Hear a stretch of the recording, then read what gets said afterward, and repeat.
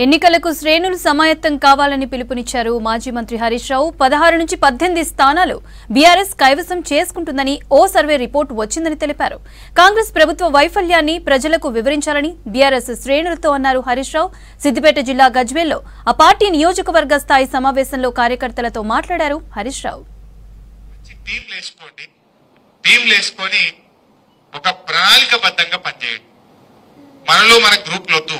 తర్వాత మనం ఒక్క సీట్ ఓడిపోయినా బాధపడేది మీరే. మళ్ళా మాకేముంటది, మా ఎంపీపీ గారు మండల ఆఫీసులో కూర్చుంటే ఎప్పుడైనా మేము కూడా వచ్చి కూర్చుంటాం.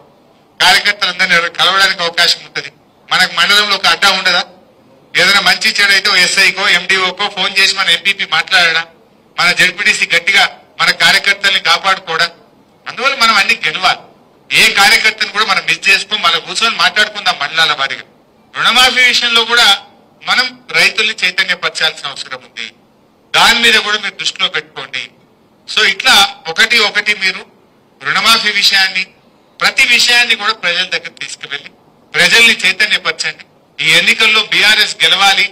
గజ్వేల్ మళ్ళీ పూర్వ వైభవం రావాలంటే బీఆర్ఎస్ గెలవాలి, బీఆర్ఎస్ తోనే వస్తుంది అని చెప్పి మీరు ప్రజల్ని చైతన్యపరుస్తూ మనం బ్రహ్మాండంగా మనం గెలిపించుకుందాం.